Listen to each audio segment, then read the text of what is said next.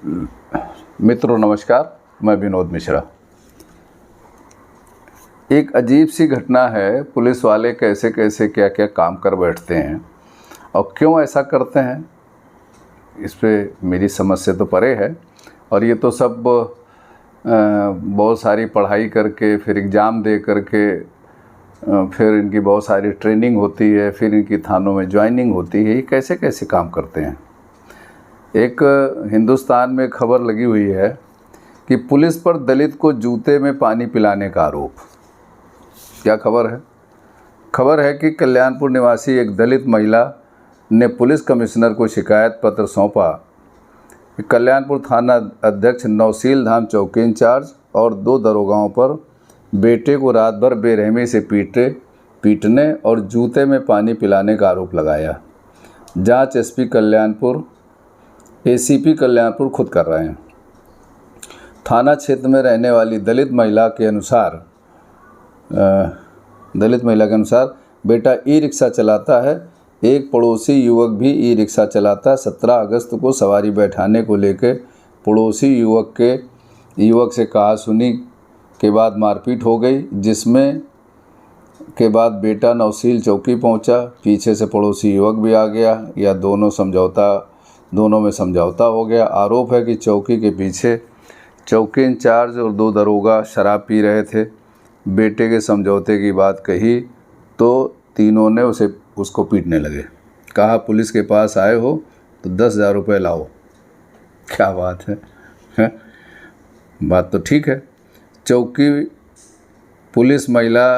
चौकी पहुंची महिला ने अभद्रता की।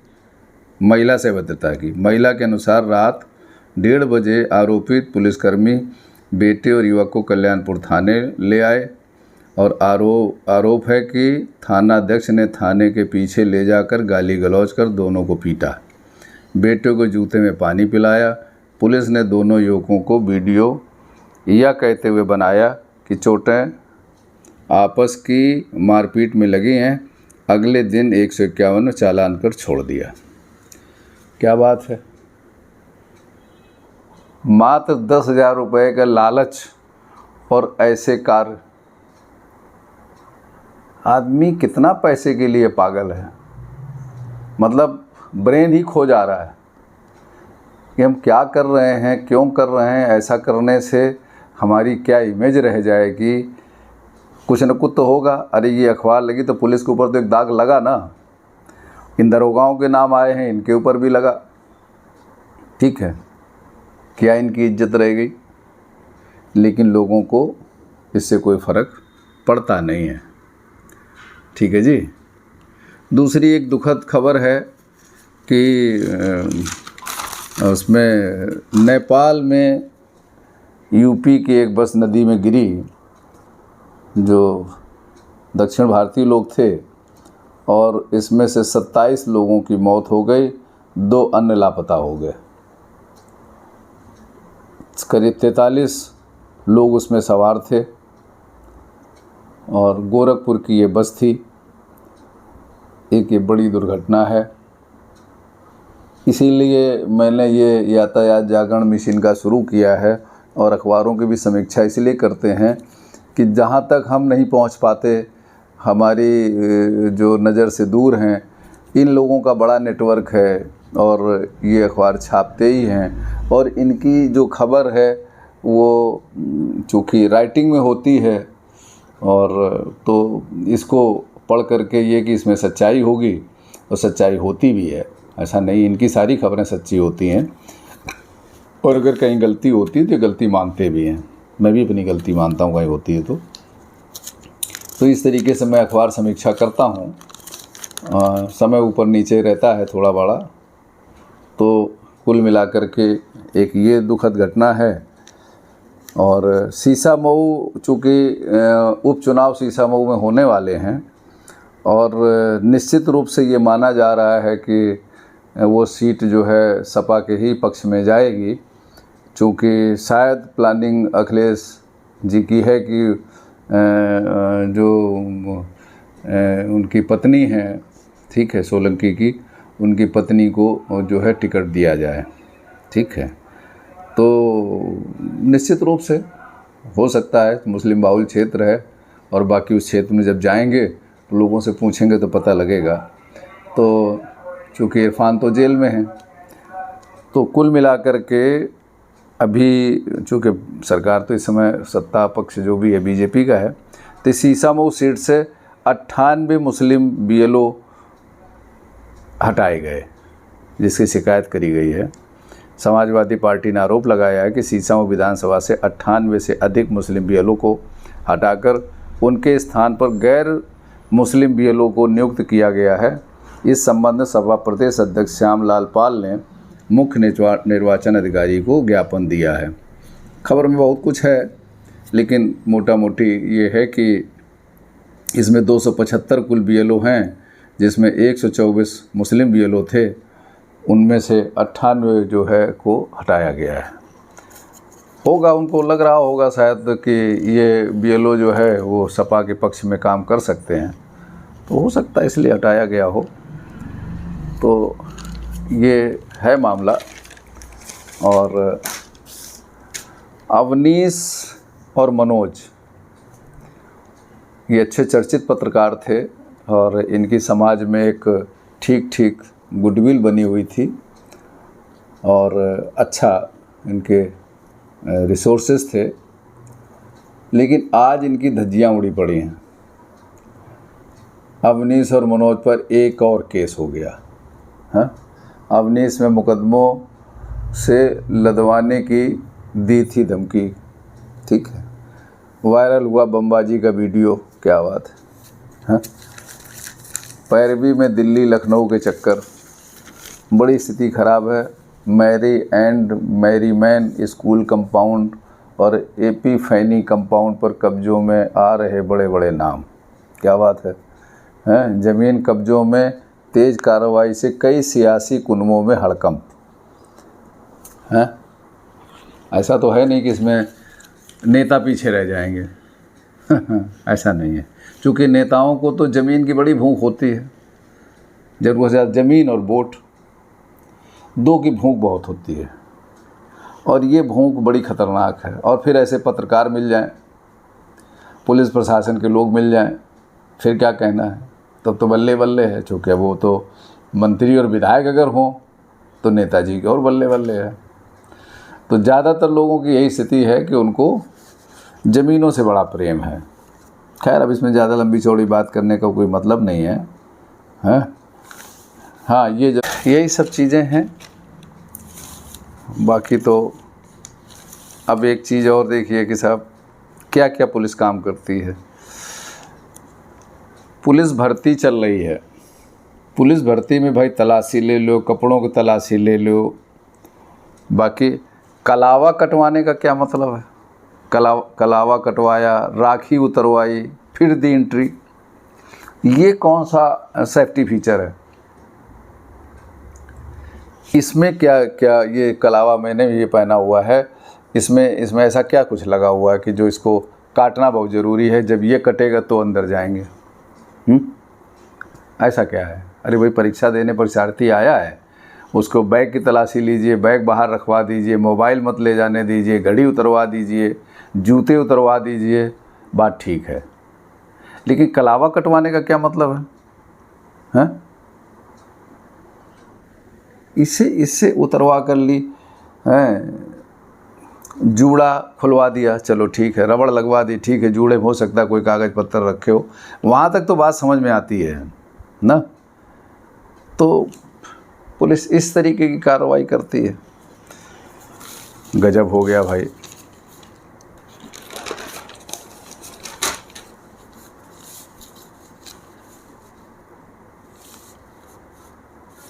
इस समय जो चर्चा का विषय है, सीसामऊ विधानसभा है कानपुर में, उसमें भाजपा और सपा सक्रिय है, जिसमें 124 में से 26 मुस्लिम बीएलओ। अच्छा, शिकायत के बाद दूसरी खबर ये है कि 98 बीएलओ की जो सूची थी, उसमें जब ये इन्होंने शिकायत करी है तो 26 मुस्लिम बीएलओ बहाल किए गए। यही जो चीज़ तरीके के राजनीतिक स्टंट होते हैं, ये कहीं न कहीं गलत दिशा में लोगों का दिमाग ले जाते हैं। किसी की बुराई करने की मुझे आदत नहीं है, लेकिन चूँकि कहीं न कहीं ये सब चीज़ें जो है अब पहले ही से लोग जो है कहना शुरू कर रहे हैं कि भाजपा की जीत सर्व समाज के हित में है। ठीक है, अपना प्रचार करो और प्रचार करके और तुम्हें अगर सीट मिलती है तो तुमको सीट ले जाओ, उसमें कोई बुरी बात नहीं है। लेकिन पहले तुम BLO हटाओ और फिर उसके बाद तुम BLO को जो है वापस लाओ। ये सरकार की जो छवि है वो ख़राब होती है इससे, और सरकार को ये चाहिए कि अपनी छवि को अब बचाए, क्योंकि पीछे सभी छवि अपनी ठीक ठीक ख़राब करी है, अब इनको बचाना चाहिए।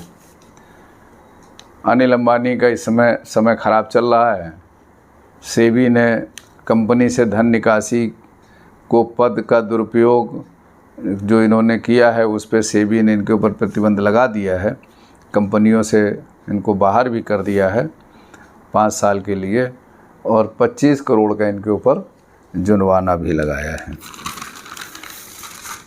सेबी कुछ एक्टिव हुई है। एक खबर और भी है, वो खबर ये है कि दक्षिण भारतीय एक सिनेमा एक्टर हैं, ओहो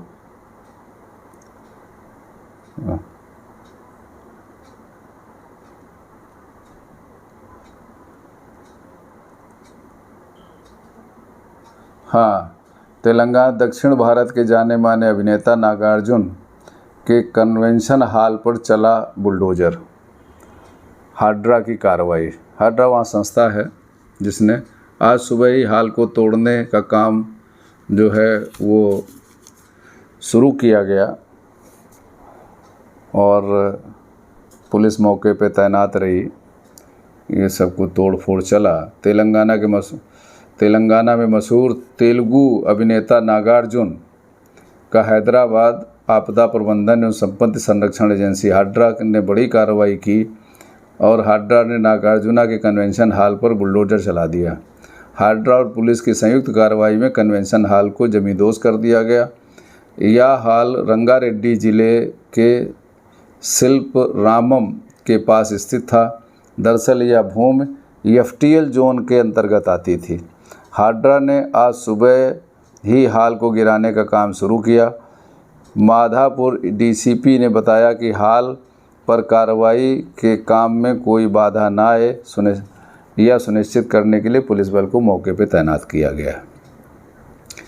कन्वेंशन हॉल को 10 एकड़ ज़मीन पर बनाया गया था। यह हॉल वर्षों के जांच के दायरे में हॉल था। हॉल को माधोपुर क्षेत्र के थम्मीडी कुंटा झील के फुल टैंक लेवल FTL क्षेत्र के बफर जोन के भीतर अवैध निर्माण के आरोपों के बाद गिराया गया है ना। इसका क्षेत्रफल था 29.24 एकड़। कन्वेंशन हॉल 1.12 एकड़ बफर जोन का था। 2 एकड़ ज़मीन पे बनाया गया था। हमें एक बात समझ में नहीं आती है कि ये सब चीज़ें जब कुछ बन जाती है, 10-5 साल गुजर जाते हैं, उसके बाद सरकारों को ऐसे पता लगता गलत बन गया। पहले यही अधिकारी वहाँ जा कर के देखते होंगे। जैसे कानपुर में भी एक सिस्टम चलता है कि पर छत में इतने पैसे देने पड़ेंगे, वो खुद आते हैं पैसे ले जाते हैं। ठीक, पर छत कैसे कैसे निर्माण कर रहे हो उसमें वो होता है। अब किसी का नाम नहीं है, लेकिन ये सब चलता रहता है। और हो सकता है ये र्यूमर भी हो, लोग बताते हैं, क्या सच है क्या झूठ है हमें नहीं मालूम, लेकिन ऐसा लोग कहते हैं कि लेन देन होता रहता है। ना लेन देन होता हो, लेन देन तो होता होगा, और अगर नहीं भी होता है तो भी बनने क्यों दिया जाता है? चाहे वो नोएडा के ट्विंस टावर हो, ठीक है, या कुछ ऐसा हो, आखिर इनको बनने क्यों दिया जाता है? और अगर बन गए हैं तो फिर गिराया क्यों जाता है? तो पहले तो बनने न दीजिए, आप सक्रिय रहिए। और ऐसा कौन सा अधिकारी है कि उसको 10 साल 12 साल बाद, 5 साल बाद, 6 साल बाद उसे पता लगता है कि साहब गलत बना है? तब सब कहाँ रहते हैं? ये चीज़ ठीक नहीं है, इसमें सुधार होने की आवश्यकता है। ठीक है, और गलत सही के बीच में जीवन है। जीवन में सब कुछ सही सही नहीं हो सकता है, जीवन में कुछ ना कुछ गलत होता है, चाहे स्थितियों बस हो, परिस्थितियों बस हो, पावर बस हो। ठीक है, और अभी गलत का ही ये है कि इलेक्टोरल बॉन्ड जो है सरकार ले रही थी, ठीक है, SBI के माध्यम से ले रही थी। आज उसका डेटा ना तो SBI के पास है ना लेने वाले के पास है, लेकिन कुछ जो नाम निकल के आए हैं बड़े बड़े हैं। ठीक है, और उसको सुप्रीम कोर्ट ने अवैध घोषित कर दिया, लेकिन अभी उसके ऊपर कोई कार्रवाई नहीं हुई है कि पैसे उनको वापस गए। जैसे कोई स्लाटर हाउस से 252 करोड़ आए थे, या अन्य बहुत सारे लोगों से आए हैं, तो ऐसे भी कोई कार्रवाई नहीं हुई कि जो पैसे आए हैं ये पैसे उनको वापस जाएंगे। ऐसा कुछ नहीं हुआ। खाली सुप्रीम कोर्ट ने ये कह दिया कि ये अवैध है, और उसको उन्होंने अवैध घोषित करके उसको बंद कर दिया। ये किया गया। तो गलत सही के बीच में जीवन है। सभी लोग गलत सही करने में लगे रहते हैं। कुछ परिस्थितियों बस होता है, कुछ स्थितियों बस होता है, लेकिन होता तो है। ठीक है, होता तो है। और अगर सब सही सही करने लग जाएंगे तो हमें लगता है कि शायद लोग जीवन जीना ही भूल जाएंगे, क्योंकि फिर जीने का कोई महत्व बचेगा नहीं। जीवन का मतलब ही है कुछ न कुछ गलत, चाहे खाने में हो, चाहे पीने में हो, चाहे पहनने में हो, चाहे बैठने में हो, चाहे व्यवहारिकता में हो, चाहे धन कमाने में हो, चाहे आवश्यकता में हो। ठीक है, कहीं न कहीं लोग अपने हाथ पैर बचा के कुछ न कुछ गलतियां करते हैं। कुछ जानबूझ के गलती करते हैं, कुछ अनजाने में होती हैं, लेकिन होती हैं। ठीक है, तो मैं तो ये कहूँगा कि गलती करना एक स्वाभाविक क्रिया है, मानता हूँ इस बात को। ठीक है, लेकिन जो सुधारने का ठेका लिए हैं वो तो सुधारने का काम करें। अब यहाँ लोगों की कीमतें आती हैं कि भाई हम इतनी गलती करते हैं तो हमारी इतनी कीमत होती है, वो इतनी गलती करेंगे उनकी इतनी कीमत होती है। तो स्थिति तो यहाँ पर ये है। हालांकि ये सामाजिक ज्ञान की बात है, समाज में ऐसा चलता है, लेकिन जीवन में शायद ऐसा चलता नहीं है। क्योंकि हम भी इतनी उम्र तक देखते चले आ रहे हैं, हम तो जैसे तैसे जीवन कहीं ना कहीं हमारा भी अच्छे बुरे में तो होगा ही होगा, चूँकि ये तो सभी के साथ लागू है। लेकिन फिर भी कोशिश बचने की रहती है। और हमारी इसीलिए पत्रकारिता जो है भी बहुत समय से जो भी हम करते चले आ रहे हैं 2009 से, लेकिन बहुत ना कहीं लाइमलाइट में रह पाए और ना कुछ धन कमा पाए, और ना धन कमाने की कभी इच्छा भी रही है हमारी, और कभी किसी को हरेस भी नहीं कर पाए, किसी को दबाव नहीं दे पाए, किसी के ऊपर तनाव नहीं कर पाए। तो अपना तो सीधा साधा जीवन है, और मैं चाहता हूँ ऐसे सीधे साधे जीवन में लोगों का जीवन रहे, वो ज़्यादा अच्छा रहेगा। तो हमेशा आप यंग बने रहेंगे, और ना आपका वेट बढ़ेगा, ना आपको बीमारियां लगेंगी, ना उलझन होगा, अच्छे से नींद भी आएगी, और समाज में सम्मान भी मिलेगा। ठीक है, इसी के साथ नमस्कार करते हैं और निवेदन करते हैं कि हमारे चैनल को लाइक शेयर और सब्सक्राइब ज़रूर कीजिएगा। बाकी अगले फिर किसी समीक्षा में मिलते हैं। नमस्कार।